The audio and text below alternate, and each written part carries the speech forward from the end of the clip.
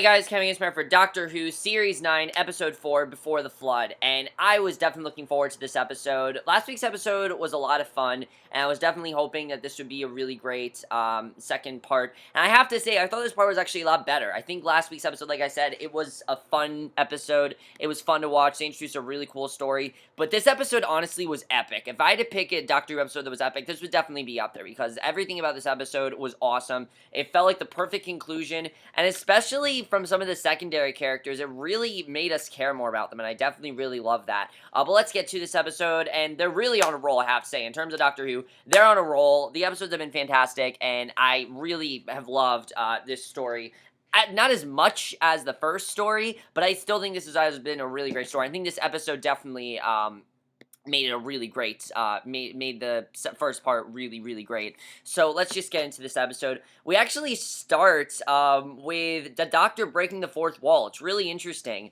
Basically, what I felt they did here is because they have to tell us, you know, something about this bootstrap paradox, but they can't do it. They don't just want to awkwardly put it into the episode, because nobody likes a bunch of exposition. Nobody likes someone just explaining something to them. So to have the Doctor literally just explain it to us was really cool. He basically gives us this scenario is that he traveled back in time to meet Beethoven, but then learned that there was no such person as Beethoven, and then published Beethoven's sheet music himself.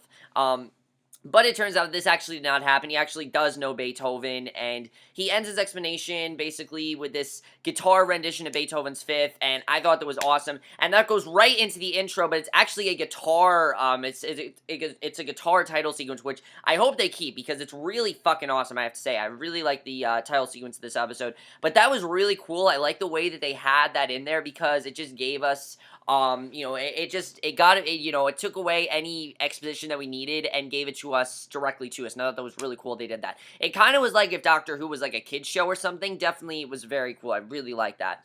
So we go right back into the actual story. The Doctor, Ben and O'Donnell are now in the 1980s, and they don't know where Bennett is, and the Doctor wants to know why O'Donnell knows so much about the Doctor. And we realize that O'Donnell is actually she was in the military. She's part of military intelligence, and that's why she knows him so well, and she might have even been a part of UNIT for all we know. So I think that definitely is very interesting.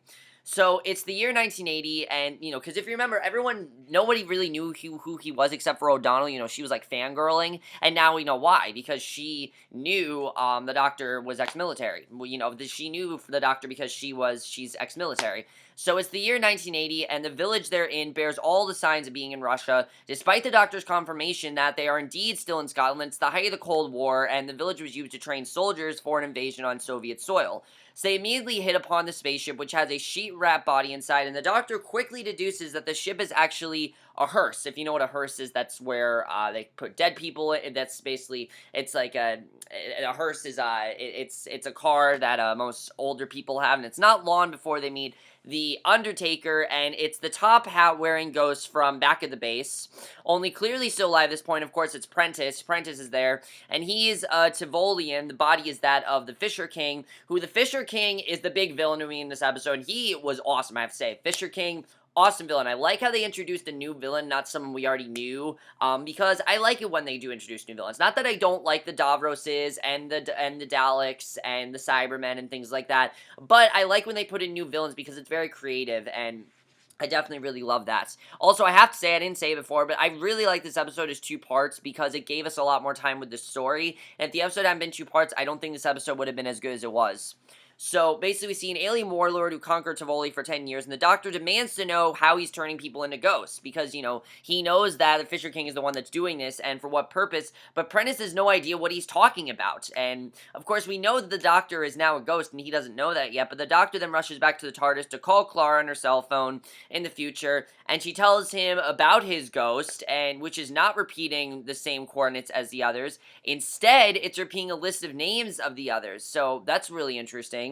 And soon the Doctor's ghost enters the base and uses a control panel to free the other ghosts from the Faraday cage, and the Doctor asks to speak to his ghost. It's of little use, and he basically realizes that he's gonna die, because if he's a ghost, he's gonna die. And we get this great scene between Clara talking about, and the Doctor talking about how, you know, how much he's the only person she has left, and how much he means to her, and how much she doesn't want him to die. And I definitely really love that scene because it reminds us that Clara only really has the Doctor. You know, she had to suffer through Danny dying last year, and now she has to suffer through the Doctor dying. It's really sad, but it's a really great scene. And he asks to speak to her alone, and he tells her that he cannot change the future. He's already dead there, and he has no choice but to face his end. He basically just has to face the fact that he's going to die, even though he doesn't want to. That's kind of what he just has to do. He has to see that, you know, he has to admit that he probably is just going to die here.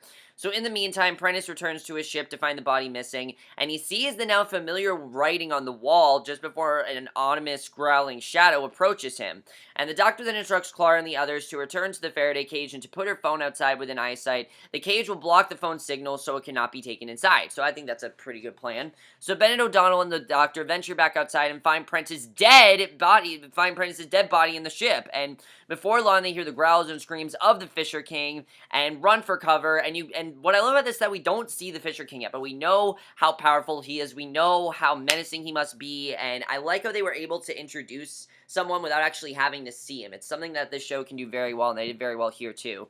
So basically, they run a separate direction, and O'Donnell suggests splitting up, runs a separate direction. The Doctor and Bennett hide in a locked room while O'Donnell takes shelter behind a wall. Suddenly the coast is clear. She steps out, but is approached by the same ominous growling shadow, and she dies, unfortunately. O'Donnell does die in this episode, and it's actually really sad. I was surprised by how effective of a death this was, but like I said, because we spent 2 episodes with these characters, we actually felt kind of connected to them. In this episode, I felt very connected to Bennett and O'Donnell and to Cass and to Lund. These are characters that we knew nothing about 2 weeks ago, but now we know them and we've kind of connected to them because they've been such an integral part of this story that it makes sense why we care about them so much. So Bennett hears her scream, runs after her, and the Doctor's in pursuit. They find her only moments before she dies, and it's a really sad scene, honestly. I felt really bad for Bennett. And Bennett confronts the Doctor, realizing now the names his ghosts are repeating represent the order in which they're all gonna die. So basically, they're all pretty much all gonna die, and they know that, and Clara is next on the list, and obviously that's not a good thing, and he knows that, basically Clara is the next person on the list, and he knows that the Doctor will change history to save her, even though he did nothing to save O'Donnell, and Bennett's really pissed because you see that he actually really liked O'Donnell, and that the Doctor reluctantly admits that Bennett is right, that he is going to have to save Clara, but he didn't save O'Donnell, and I think it's because he just has a connection to Clara that she can't die, and O'Donnell, I think that he just didn't realize she was going to die, and it's sad that he didn't try to save O'Donnell, but you know, you can tell that the Doctor feels bad about it, but what's done is done. He has to save Clara, and that really is what it comes down to. He can't worry about not saving O'Donnell because Clara is who he needs to save. So O'Donnell's ghost then conveniently makes her appearance back at the base, steals Clara's phone, and realizing that Lund is the only one who didn't read the alien message, Clara tasks him with retrieving the phone, and despite protestations from Cass, Lund agrees to go, hoping that Clara is correct in her assumption and that they won't hurt him, and he makes it to the phone, but the ghost locks the doors, trapping him inside the room, and basically he is trapped there, which obviously Cass is really upset about.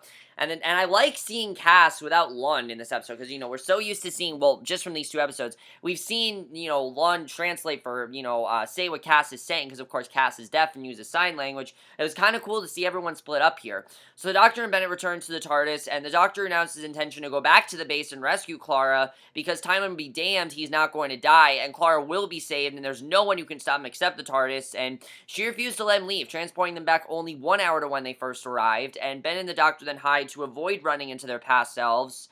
But when Bennett attempts to warn O'Donnell, the Doctor tackles him, rips his coat, matching the rip that Clara spotted on his ghost, and the Doctor realizes now there's no avoiding it. He has to die. He has to face that he's going to die. We know the Doctor's probably not going to die, but I like this, I like this fear of we don't know if he's going to die or not, and that maybe this could be his end. It's really well done the way they handled this.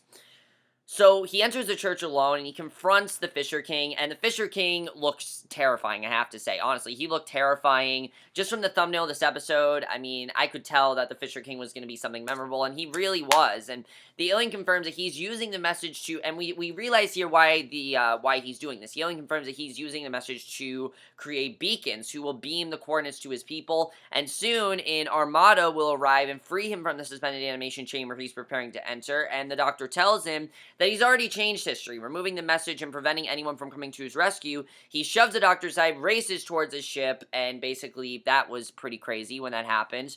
So at this point, the episode is very intense, and I really loved how intense this episode got. Because back in the future, Cass and Clara set out to find Lon, because Cass is getting really upset that Lon went out on his own, and find themselves being rounded up by the ghosts. And in the past, the Fisher King enters the ship and finds the message still intact. The Doctor actually lied. There is a missing power cell, though, which we knew about from the last episode, and the Doctor has placed it under the dam and set it to explode. So the dam crumbles, and the Fisher King prepares to meet his fate, and, Fisher King pretty much knows that he's probably going to die, and the TARDIS senses the danger and initiates an emergency protocol, whisking Ben away inside as Fisher King is swept away by the flood, and, this effects in the scene, I have to say, were awesome, I have to say. That's something that definitely has gone great, is the effects on Doctor Who. Some people have said this felt like a movie, and I could definitely see that. This definitely did feel like a movie, this episode. Really, it did. So, back on the base, Clara, Cass, and Lon are corralled near the suspended animation chamber as it finally opens, and inside is the Doctor. He pops out, puts his sonic sunglasses into a port on the base controls, and again, looks like a badass like he's been all season, and his ghost leads the others back into the Faraday cage before disappearing was all a Russ, and we realized that the Doctor was actually never a ghost, was a hologram projected by the sonic sunglasses and broadcast by the station's Wi-Fi signal. So it was all kind of just this plan to get the Doctor to, I guess, be worried and not know what's going to happen. I guess that was the plan, but I thought that was definitely very interesting. So, with the Fisher King long dead and the ghosts contained and ready a unit pickup, it's time for the Doctor and Clara to leave, unfortunately. And as much as we love seeing Bennett, O'Donnell, Cass, and Lon, I think we got the time we need from them. And I like what Bennett says to Lon. He basically tells Lon to confess his love for Cass, because he always loved O'Donnell, and that's why he had that connection to O'Donnell. And that's something that I didn't think we'd see. And again, these are characters that are secondary. These are not characters we've seen ever before, and now right here we're realizing how connected we are to them, and I like the way they actually made us kind of feel for these characters. Even though we haven't seen them before, we do have sort of a connection to them, and I thought that was definitely very well done the way they handled that. It wasn't something that I think they do, but I really enjoyed that because we haven't seen these characters before, and now we're seeing them, and we have this bond with them, and I thought that was definitely very well done. I really enjoyed that. So basically, back on the TARDIS, at the end of this episode, the Doctor explains to Clara that he only created the hologram and gave it the instructions that it gave because Clara has told him about it, and we realize that it's the same bootstrap paradox that the Doctor introduced in the intro, and with a knowing smirk, he looks into the camera and shrugs, and that's how the episode ends. And I overall thought this was a very fun episode. It also was very intense, though. It got really crazy. You didn't know what was going to happen, and I thought this was just an awesome episode, honestly. It really was. A lot of people said, like I said, it felt like a movie. It really did. Especially breaking the fourth wall stuff. That was something that was really cool, and I hope they do it again. I think that's really cool the way they handled that. But overall, guys, I thought this was just a really fun two-part episode. No, it was not as big. There wasn't as much at stake as The Witch's Familiar and The Magician's Apprentice. There wasn't much at stake there, but this still was a pretty crazy episode, and I still really loved it. And just also, not knowing these characters, not knowing Lon, Cass, Bennett, and O'Donnell, it really made for a great episode because we cared so much for them, and I didn't think I would care at all for these characters,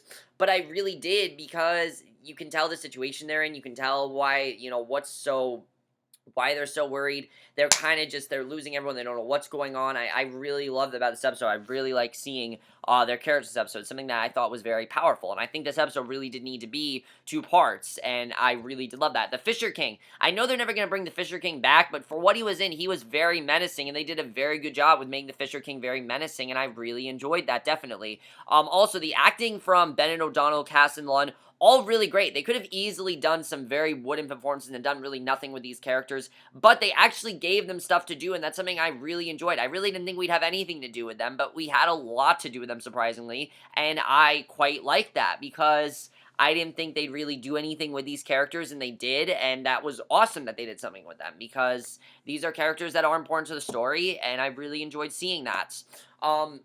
You could say that Clara didn't have too much to do in this two-parter. I can understand that. She really didn't. She was kind of just with Cass and Lund the whole time. I can understand that. Really, if I had one complaint, it is that Clara really didn't have too much to do. She helped out Cass and Lund, but other than that, she kind of just sat, she kind of just helped them out. That's really all she did. And she needs to be in the episode, obviously, because, it's Clara we're talking about. This is the companion. But I do think that they could have handled the situation on their own. Without Clara, you could just kind of tell that they could. I also really love, though, seeing the Doctor face the Fisher King. Facing he's going to die. It seems to be a big theme of the season with dying. That seems to be a huge thing, and I don't know what that's really trying to say. I know the final episode of the season is just going to be the Doctor by himself, but that definitely is very interesting. But next week, we got another two-parter. We got a new story to start, and it's going to be Maisie Williams. We're finally going to learn more about Maisie Williams' character, and she hasn't revealed a single thing. I don't know what this means, but apparently her character is very mysterious, and they don't want us to know anything about her. So I don't know really what's going to happen with that, but that's going to be very interesting. I don't really know why we don't know anything about Maisie Williams' character, but we don't. We know nothing about her at this point. I guess we're going to find out more about her in the first part. I can't wait to see what happens with that. But let me know what you guys thought of this episode. Overall, guys, thought this was an awesome episode. I know I didn't have as much to say. This episode, it was just a lot of fun. It really wasn't. There wasn't too much to say about it. It was a very fun episode. I really enjoyed watching. I thought it was really awesome to watch, and very much was a very satisfying second part to part one, definitely. And I really enjoyed that. But that's just my review. Hope you guys enjoyed. Let me know what you guys thought of this episode. I will see you guys in my next show, which will be for Homeland, and I will see you guys for that. Okay, bye.